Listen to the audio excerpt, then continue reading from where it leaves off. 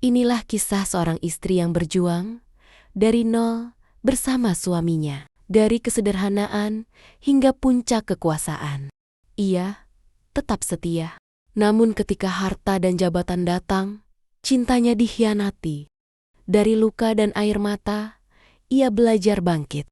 Menemukan arti kebahagiaan sejati. Sebelum memulai ceritanya, yuk absen dulu. Dari mana Anda menyimak cerita ini? Jangan lupa like, komen, dan subscribe. Mari kita mulai ceritanya. Maya menikah dengan Arman di usia muda. Mereka memulai hidup dari nol.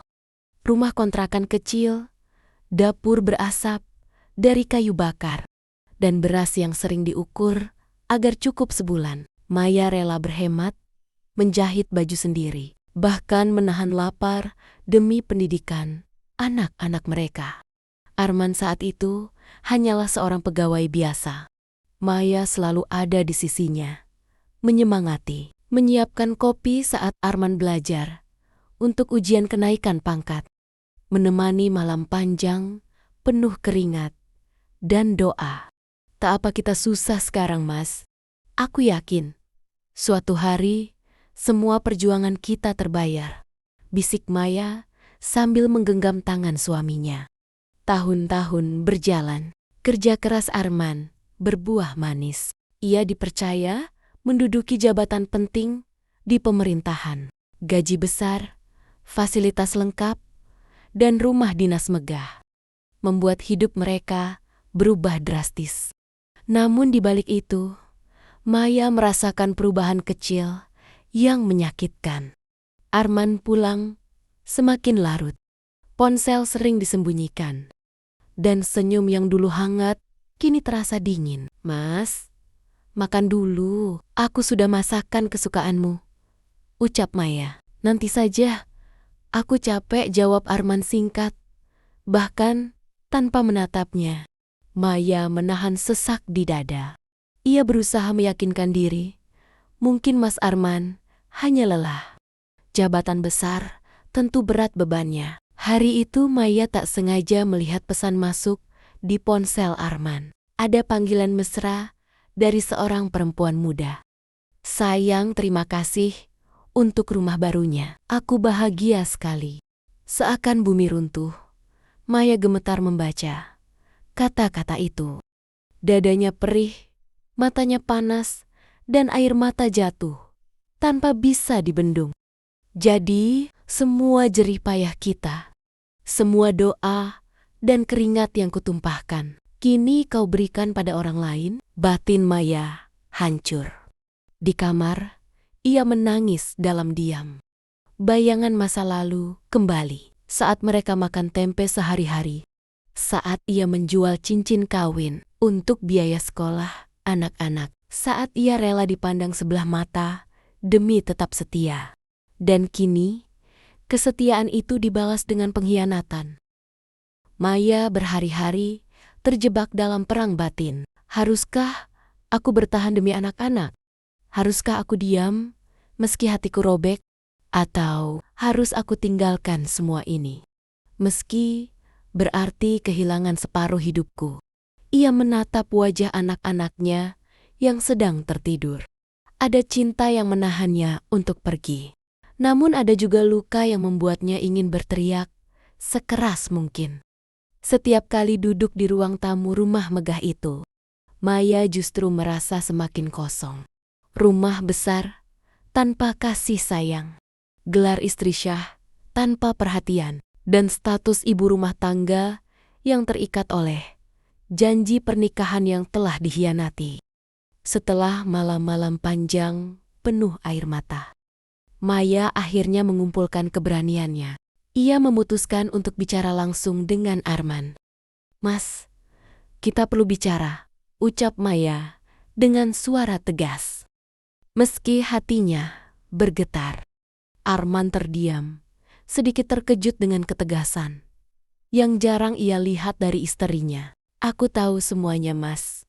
Tentang dia, tentang rumah yang kau berikan, tentang pengkhianatan ini. Aku bukan buta. Aku bukan tuli. Arman menunduk, mencari alasan. Namun Maya menatapnya dengan mata penuh luka, sekaligus keberanian. Aku pernah menjadi temanmu. Di saat kita tidak punya apa-apa, aku pernah menjadi penyemangatmu. Ketika dunia tidak percaya. Dan sekarang, ketika kau sudah berdiri di puncak, kau tega meninggalkanku dengan kehampaan. Jika itu pilihanmu, aku tidak bisa lagi menahanmu. Tapi ingat, Mas, aku tetap ibunya anak-anakmu. Dan aku perempuan yang pernah kau genggam tangannya saat kita berjuang dari nol. Keheningan panjang terjadi di ruang tamu besar itu. Arman mencoba mendekat, namun Maya mundur selangkah. Malam itu Maya memutuskan untuk tidak lagi bergantung. Ia mengajukan pisah ranjang, lalu perlahan mengurus perceraian. Keputusannya berat, tetapi ia tahu, bertahan hanya akan membuat dirinya semakin hancur. Waktu berjalan. Maya mulai sibuk dengan dunianya sendiri. Ia menulis kisah tentang perjuangan perempuan, tentang kesetiaan yang sering diuji, dan tentang luka yang bisa menjadi sumber kekuatan. Buku pertamanya laris. Banyak dibicarakan orang. Dari sana, ia diundang untuk berbicara dalam seminar tentang pemberdayaan perempuan. Maya, yang dulu hanyalah istri setia, di balik bayang-bayang suami, kini berdiri di panggung, menyuarakan kebenaran dari luka hatinya. Di depan ratusan perempuan, ia berkata, "Jangan biarkan luka membuat kita hancur. Biarkan luka menjadi bara yang menyalakan keberanian. Kita berharga, meski ada yang mencoba meremehkan kita atau meninggalkan kita." Tepuk tangan menggema. Air mata Maya menetes. Tapi kali ini bukan kesedihan, melainkan karena kebahagiaan dan kebanggaan pada dirinya sendiri. Di sisi lain, Arman merasakan kehampaan. Istri mudanya yang dulu tampak memuja, kini mulai menuntut lebih banyak. Kehangatan yang pernah ia rasakan bersama Maya tak pernah tergantikan. Saat ia melihat berita tentang kesuksesan Maya, dadanya sesak. Ia menyadari perempuan yang ia khianati adalah tulang punggung sejatinya. Namun penyesalan itu datang terlambat. Maya tidak lagi menoleh ke belakang. Ia sudah memilih jalannya sendiri.